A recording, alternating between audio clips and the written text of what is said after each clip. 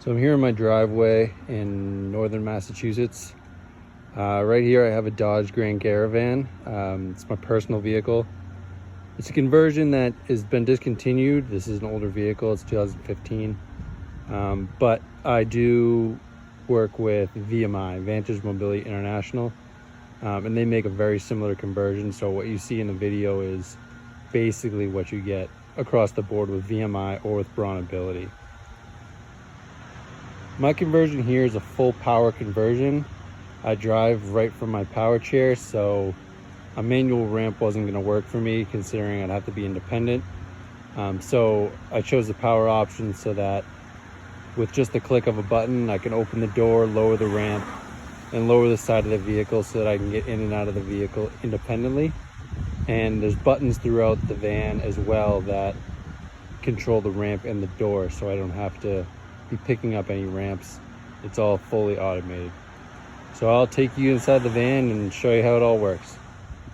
To open the vehicle, I use the key fob that comes with a regular Dodge van.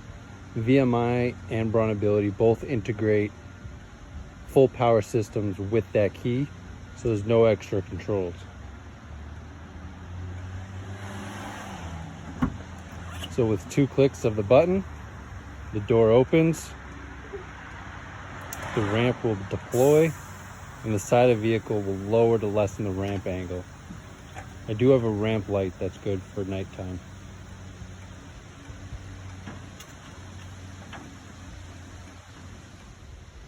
So this is a fold-out ramp. You can also get an in-floor product where it doesn't fold out, it slides in between the floor and the subfloor. It's really just a preference on what you want, but for me, I have the fold-out ramp. And as I drive up this ramp in my chair, you'll see more of the inside of the van.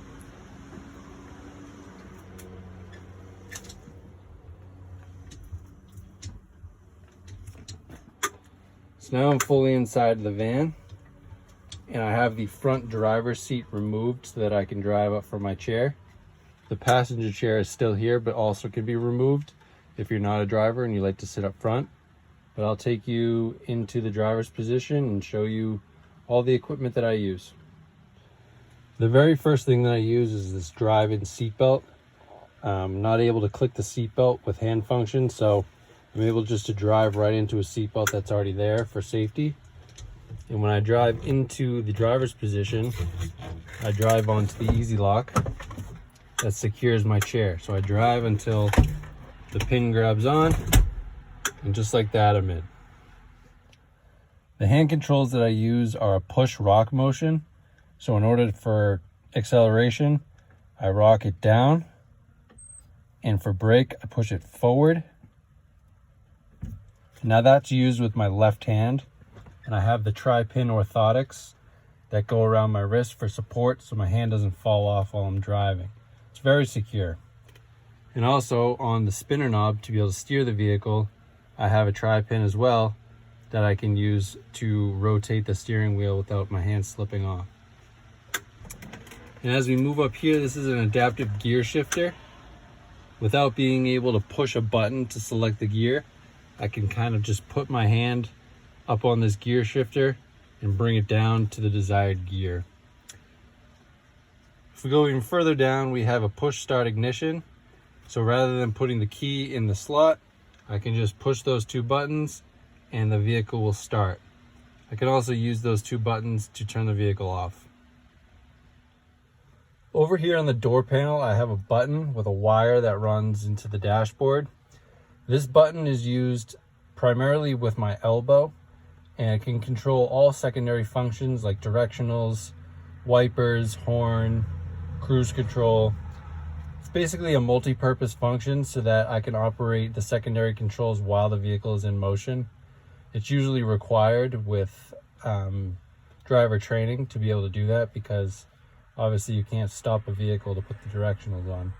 So even when my hand is in here and my other hand is here, without being able to reach the OEM directional, I can just hit my elbow button twice onto this button, and either the right or the left directional will come on.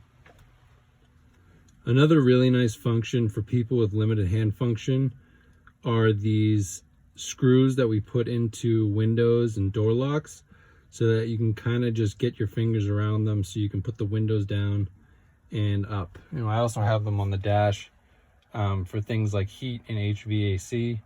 It's just making quality of life a lot easier so that you don't have to worry about not being able to roll up or down the windows. So in order to get out of the Easy Lock where I'm locked in, there's a touch sensor on the dash. For drivers, there's also a manual system in case the power system fails. But this touch sensor, all I have to do is wave my hand over it. You hear a little click, and you have a few seconds to back out. Now that I've exited the vehicle, I can still use my key fob to shut the vehicle down. So with 2 clicks of the button, the ramp automatically goes into the vehicle. The side of the vehicle is raised up and the door will shut automatically. The ramp light will go off once the door is completely shut.